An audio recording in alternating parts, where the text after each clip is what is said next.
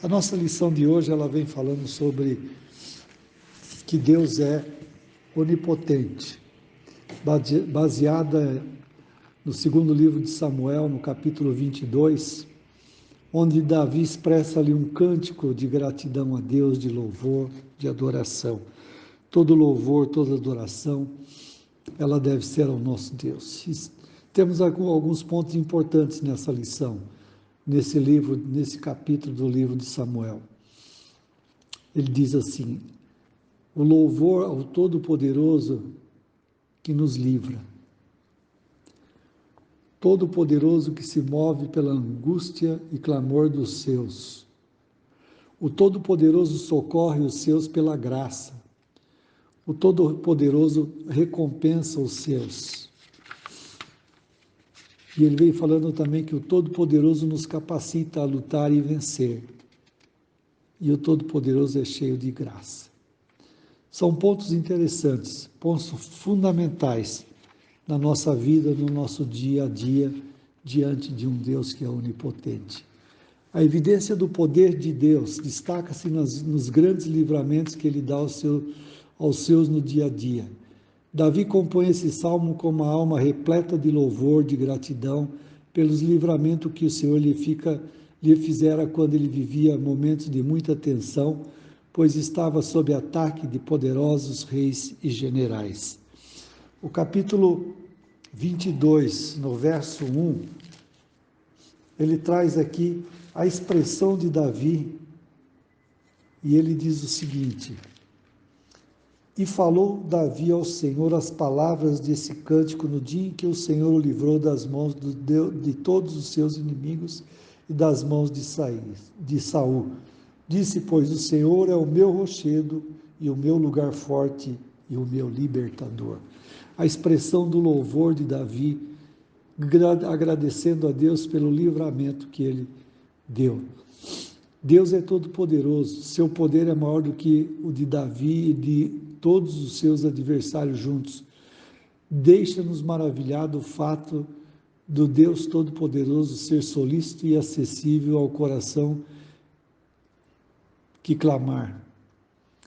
Davi declara: louvo ao Senhor e sou salvo dos meus inimigos. O Deus é todo-poderoso, que vem em socorro de impotentes, fracos, mortais e os livra. Lembro de uma das nossas canções que diz: e apesar dessa glória que tens, tu te importas comigo também. É o Deus que se importa conosco, é o Deus que nos acolhe, é o Deus que nos sustenta, mesmo nos momentos mais terríveis da nossa vida.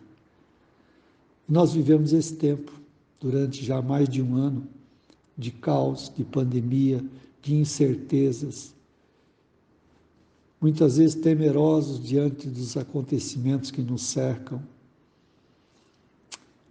Mas aqui, conforme diz o cântico, Ele se importa comigo também. Ele me conhece por nome, Ele conhece você por nome, sabe das nossas necessidades, sabe das nossas lutas, sabe das nossas fraquezas. Por quê? Porque Ele se move pela angústia e clamor dos seus. Os versos 7 a 14 de 2 Samuel 22 traz essa questão. Deus está indignado pelo sofrimento de Davi, a terra se abalou e os céus se moveram, verso 8 diz, seus movimentos e ações extraordinários apavorantes enfatiza o poderio do Deus que cuida de seu povo. Ele baixa os céus, monta um querubim, faz trevas e águas escuras, sua presença acende fogo e a sua voz se faz ouvir como de um trovão. Quando Israel esteve cativo, Deus veio ao socorro de seu povo. Jesus é a maneira mais completa do Deus Todo-Poderoso mover-se em benefício dos homens. Os poderosos dos céus e da terra se abalaram pelo fato de que o Todo-Poderoso deixou o esplendor da sua glória para socorrer e dar vida aos pecadores. Isto porque o Todo-Poderoso socorre os seus pela graça, conforme diz os versos 22, capítulo 22, o verso 15 a 20. Nos versículos 15 a 18, Davi descreve a maneira magnífica do livramento do Senhor, mesmo não se sentindo merecedor ou indigno do cuidado do Onipotente, reconhece a bondade do próprio Deus em tomar iniciativa em seu socorro. Davi explica o motivo dele socorrê-lo. Trouxe-me para um lugar seguro, livrou-me porque se agradou de mim. Olha que expressão tremenda, maravilhosa. Trouxe-me para um lugar seguro porque se agradou de mim. Como está a nossa vida diante de Deus? Será que Ele tem se agradado de nós? O que eu estou fazendo que pode demonstrar que Deus se agrada ou não de mim? É algo que nós temos que refletir. Temos que fazer uma avaliação profunda das nossas vidas, de como age Deus e de como nós agimos diante dele. Davi tinha essa concepção, essa consciência. Falho como todos nós, mas um homem segundo o coração de Deus. E diz que Deus se agradou dele. O motivo expresso na palavra agradou é um verbo, ian chaps, que indica a devoção, a direção do coração de alguém ou paixão. Quando usado de modo favorável, o coração de alguém está a favor do objeto. Segundo o Dicionário Internacional de Teologia e Exegese do Antigo Testamento, Van Gemeren. Então nós vemos que Deus socorre os seus pela graça, não por mérito nosso. Embora Deus tenha se agradado de Davi, ele não tinha mérito, mas ele conhecia o seu coração. Um coração despojado diante do Senhor. E o aspecto interessante é que diante de tudo isso, Deus recompensa os seus. O verso 21 a 27 do capítulo 22. Parece que o Salmo de Davi entra em contradição com os versículos anteriores, pois até então fala do favor imerecido, mas agora cita a recompensa e retribuição conforme os atos de justiça de Davi. Verso 21 a 25. Porque a graça divina não nos isenta de responsabilidade, pelo contrário, apenas a experiência da graça nos constrange a viver uma vida digna de arrependimento. E aí nós precisamos aplicar algumas orientações de Deus no nosso viver de cada dia. Pelo menos aqui nós consideramos 8 práticas que não devemos nos esquecer e tem que estar diante de nós. Primeiro, a prática da justiça. A graça nos constrange a viver de modo justo. A justiça deve ser o parâmetro de nossas ações e atitudes, pois os que assim agem serão chamados filhos de Deus, segundo Mateus 5:20. Também nós temos que andar pela pureza das nossas mãos. Nossas ações não podem ser marcadas pela impureza do pecado, mas antes devem ser comprometidas com o que é digno da graça que nos resgatou, segundo Efésios 2:10. Por seguir no caminho do Senhor. A graça de Deus faz perceber quão maravilhoso é seguir o seu caminho. Por viver na presença de Deus. A presença de Deus deve ser buscada não como rito religioso, mas como deleite. Estar na presença dele significa a vida que o agrada. Salmo 51:11. Por ter os mandamentos diante de nós. A ideia clara de que os mandamentos do Senhor devem ser vivenciados no dia a dia com fidelidade e integridade, isto quer dizer ser fiel independentemente das circunstâncias e agir corretamente mesmo quando ninguém está nos vendo. Essas são as marcas de quem tem vida com Deus. João 1:8. Por sermos irrepreensíveis.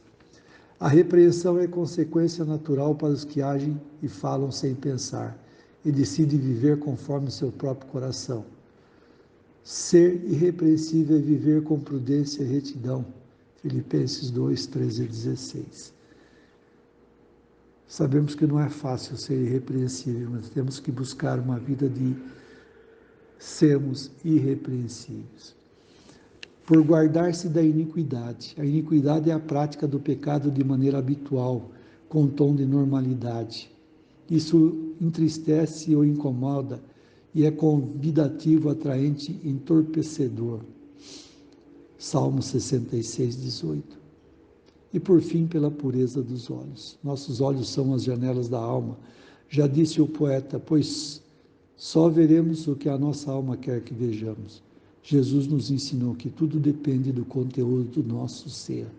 Mateus 6, 22 e 23.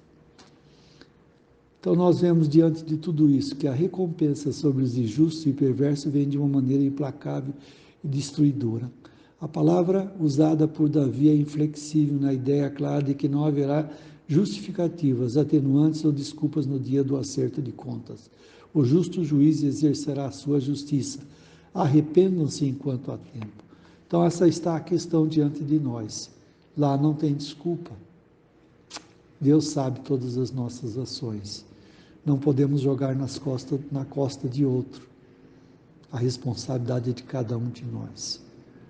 Mas por aplicar esses princípios no nosso viver de cada dia, certamente nós também seremos agradados de Deus. E um outro aspecto interessante nesse poema de Davi é que o Senhor, o Todo-Poderoso, nos capacita a lutar e vencer. O Senhor, a Bíblia diz que o Senhor é com os humildes, e Ele está presente junto daqueles que têm a capacidade de reconhecer suas limitações, fraquezas, fragilidades. Diz, como é feliz o homem que percebe sua pequenez e insuficiência, que procura depender tão somente do Senhor, no verso 28 e 29. Em Deus poderemos vencer inimigos maiores do que nós mesmos. Ele nos faz saltar obstáculos, é escudo contra ataques, e nele a segurança, é a rocha em que está firmada a nossa vida. Sua presença é um refúgio inexpugnável. Verso 30 ao 33. Por isso nós não devemos estar destoado das orientações de Deus. No verso 31, que é o texto áureo desse capítulo 22, ele diz o seguinte: o caminho de Deus é perfeito, e a palavra do Senhor refinada. Ele é o escudo de todos que nele confiam. O 32 diz: por quem é Deus senão o Senhor? E quem é rochedo senão o nosso Deus?